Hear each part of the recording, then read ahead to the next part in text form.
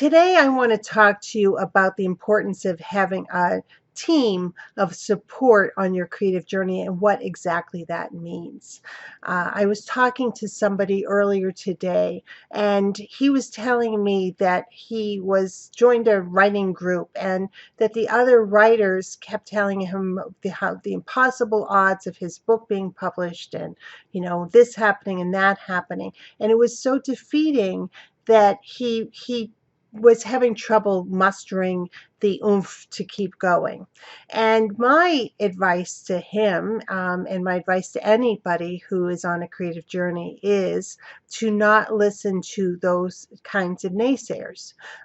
They are going to be the deflators of what is already a very difficult journey, but you know that inside, and you're not necessarily on the journey to have, fame and success. I mean, maybe you are, but it's also the creation and the journey itself that's important. The journey itself is much more important than the destination, and the journey needs to be joyful. So you want to have people in your life who can support you on that joyful journey. Now, that doesn't mean you should put blinders on or not listening to people's advice when they give it and weigh it in, because sometimes it's useful. And as you go further and further on your journey, you're going to know which advice to take and which to ignore. But somebody who isn't encouraging you or is actively discouraging you isn't necessarily the best person to have on your support team. Now, the first person on your support team needs to be yourself. You are responsible for yourself. You're responsible for your own journey. You're responsible for your own joy. Nobody else is. You're responsible for your own work. That's both encouraging and empowering, and it's also a lot to bear sometimes. But it's true. Nobody's going to care about your creative journey more than you do. So take that responsibility on and navigate with that in mind. Criticism and critics are an important part of the creative journey, an important part of a conversation in the arts. And so we need to have people who say, this scene doesn't work, or what, why did you make that choice, or maybe this song would be better, or whatever, with the intent of making your work better. Not making your work what they want it to be, but making it better for you. And again, when you find those critics or those editors or whoever, embrace them, make sure they're part of your team, because they're going to make you better or let you think. If somebody gives you advice, you can take it or not, but that's an active decision. And you need to make active decisions about your own creative journey and about how you're going to do things. So I can, instead of passively saying, oh, maybe they were right, I can either take the suggestion or not take the suggestion. But if I take the suggestion, I can't blame them for what happens. I need to take the responsibility for that happening, which is why you need to pick your critics and the folks who are going to help you by assessing your work very closely. You need to pick them very carefully. Another group that I don't think you can depend on necessarily with ease are the people in your inner circle who love you the most, because especially if they're not on creative journeys themselves, if you're an aberration in your circle, they don't understand the journey, and they're going to be afraid for you.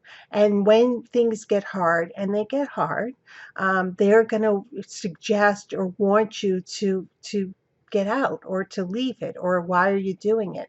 Also, at the beginning, it takes time, and that time is taken away from other things and other people. So you're not going to go to a party, or you're not going to be at an event, or you're not going to be able to watch the movie with everybody else because you're going to be working on something. And that's the way it goes. And when we're on a creative journey, we understand that, but we also need to understand the impact that can have on other people and how we need to create that that balance. And balance is a tricky thing and is worth its own video, and it will have its own video. But we need to understand that there's a lot of other factors that are going into the other, some immediate people in our lives, and we need to weigh them in, factor them in, and make active decisions about how we're going to deal with things and deal with those issues as well. The other people that you do want for support are people who are on the same journey that you are on, who understand it. There are two kinds of support, of course, there. There's the blind cheerleading, and sometimes we like blind cheerleading. We all can use the, hey, congratulations after an Instagram or a Facebook post telling good news. But you're going to have a small team of people who you can just send that email to or have a call with, who you could just say, today really sucks, and this is what happened. And they know enough about your journey and they care enough about you that they can support you through, sometimes just let you vent, or else give you some options that you can think about, because we've all had things happen. There's no creative journey that is smooth sailing all the time. Everything has its twists and its turns and its pivots and its unexpected side roads, and that's the journey, and that's what it is. It's a roller coaster. It's not a straight smooth line. So we need to buckle up and we need to be on the ride, but we also can use some support sometimes on that ride. So find those people and be there for them as well. The last thing I will say about this team is, if you've got other people that you're on that give you the support and the encouragement, and they mentor you and you help you, return it into the universe. Be a mentor to somebody else. Support them, your friends, when they're going through it. Remember what you needed and give it to somebody else. Even if you didn't get it yourself, give it to somebody else, because it will come back to you. I promise it will come back to you. That's the way the universe works. But it also, that giving, that being of service, that helping as a creative person is just such a wonderful energy exchange, and so much more uplifting than telling somebody the 5 reasons that they're going to fail. Right?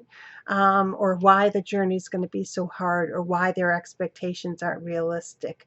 If somebody has very unrealistic expectations, as a mentor, you can always try to adjust them. But in general, you want to encourage people, and also, you never know, maybe their expectations are going to be met, and wouldn't that be great? So I said that was the last thing, but I lied, because this is actually the last thing.